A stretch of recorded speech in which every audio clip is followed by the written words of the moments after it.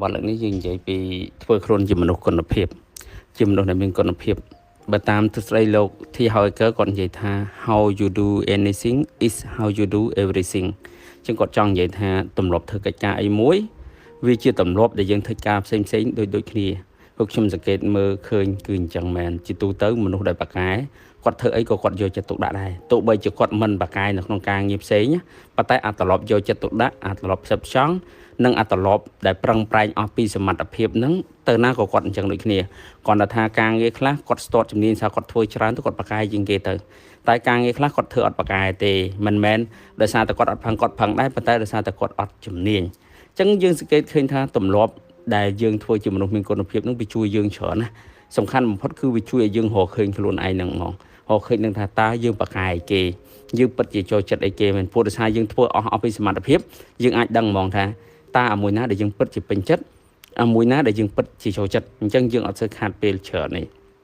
ហួចមួយវិញទៀតឧទាហរណ៍ថាយើងអត់បានធ្វើអ្វីដែលយើងពិតថាយើងស្រឡាញ់ខ្លាំងក៏ដោយក៏យើងនៅតែពេញចិត្តអ្វីដែលយើងធ្វើដោយសារលទ្ធផលរបស់វានឹងការគ្រប់គ្រងការទទួលស្គាល់ស្នាដៃរបស់យើងនឹងធ្វើឲ្យយើងខ្លាចជំនឿដែលសប្បាយចិត្តជាមួយនឹងខ្លួនឯងសប្បាយចិត្តជាមួយនឹងការងារខ្លួនឯងទោះបីជាការងារហ្នឹងយើងគិតថាមិន 100% ដែលយើងពេញចិត្តក៏ដោយ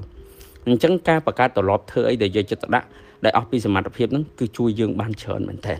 ហើយខ្ញុំក៏សង្កេតឃើញដែរអ្នកខ្លះគឺបកកែចេះច្រើនមុខស្អីក៏យល់អីដឹងហើយគាត់ចេះធ្វើបានច្រើនតែគាត់អត់ពិបាករកភាពជោគជ័យដោយសារតែគាត់អត់មានទម្លាប់ធ្វើអីដែលយកចិត្តទុកដាក់មានន័យថាគាត់ធ្វើឲ្យតែល្មមគឺបានទេ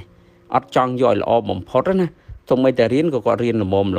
អត់ចង់រៀនឲ្យបកកែទេប្រឡងក៏គាត់ប្រឡងឲ្យតែបានមកជាប់គាត់អត់ចង់ធ្វើមិនឲ្យបានអស់ពីសមត្ថភាពអញ្ចឹងដល់ពេលការងារផ្សេងគឺដូចគ្នាដែរគឺគាត់អត់អាចបញ្ចេញសក្តានុពលខ្លួនឯងឲ្យខ្លាំងបំផុតបានទេអញ្ចឹងអាហ្នឹងខ្ញុំចង់និយាយទៅលើអ្នកខ្លះដែលឆ្លាតដែលខ្ញុំឃើញតែឆ្លាតហើយបកកែផងណាហើយចុះបើសិនជាយើងមិនសូវឆ្លាតបកកែទៀតវាហិតតែពិបាកជាងហ្នឹងទៀតតែផ្ទុយវិញខ្ញុំសង្កេតឃើញអ្នកដែលគាត់បកកែហ្នឹងខ្ញុំចង់និយាយថាគឺបកកែទៅលើការងាររបស់គាត់ហ្នឹងអ្នកខ្លះអត់សូវជាឆ្លាតប្រហែលទេគាត់មកល្មមទេតែអាត្រឡប់យកចិត្តទុកដាក់ផឹងប្រែងអស់ពីសមត្ថភាពរបស់គាត់ហ្នឹងវាធ្វើឲ្យគាត់ទៅជាមនុស្សអ្នកដែលលេចធ្លោនៅក្នុងការងាររបស់គាត់នៅក្នុងជំនាញរបស់គាត់ហ្នឹងគឺគាត់បកកែហ្មងដោយសារគាត់ត្រឡប់ធ្វើឲ្យចិត្តផ្ចង់ធ្វើអស់ពីសមត្ថភាពអញ្ចឹងលទ្ធផលរបស់គាត់ហ្នឹងធ្វើឲ្យគាត់ទៅជាមនុស្សអ្នកដែលជោគជ័យទៅក្នុងការងាររបស់គាត់ទោះបីជានៅក្នុងអាជីវកម្មក៏ដូចគ្នាដែរបុគ្គលប្រភេទដែលចូលចិត្តធ្វើអីយកចិត្តទុកដាក់ប្រឹងប្រែងចិត្តចង់អស់ពីសមត្ថភាពចង់និយាយថាគាត់ធ្វើអីគឺគាត់ធ្វើមកស្តង់ដារខ្លួនគាត់មកអស់ហ្មងចង់និយាយថាមានប្រហែលគឺគាត់បញ្ចេញអស់ពីក្នុងខ្លួនមកឃើញឱកាសជោគជ័យខ្ពស់ទាំងក្នុងអាជីវកម្មទាំងក្នុងការងារព្រោះអាត្រឡប់ហ្នឹងវាធ្វើឲ្យគុណភាពការងាររបស់គាត់គឺចេញមកគឺខុសគេហ្មងគឺស្តង់ដារចេញមកគឺលើសគេហ្មងអញ្ចឹងអ្វីដែលគាត់ធ្វើមកវាជាតម្រូវការទោះបីនៅក្នុងការងារទាំងថ្នាក់ក្រោមទាំងថ្នាក់លើទាំងមិត្តជាមួយគ្នាសុទ្ធតែពេញចិត្តហើយនៅក្នុងអាជីវកម្មវិញផលិតផលឬក៏សេវាកម្មដែលគាត់ផ្ដល់ឲ្យគឺតែងតែមានគុណភាពតែងតែត្រូវចិត្តរបស់អតិថិជនរបស់គាត់មកព្រោះតែស្អីគាត់យកបេះដូងរបស់គាត់ទៅធ្វើ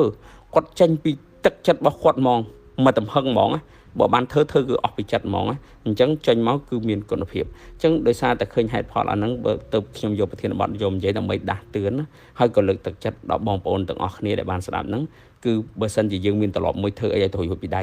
សូមផ្លាស់ប្ដូរត្រឡប់នឹងចេញ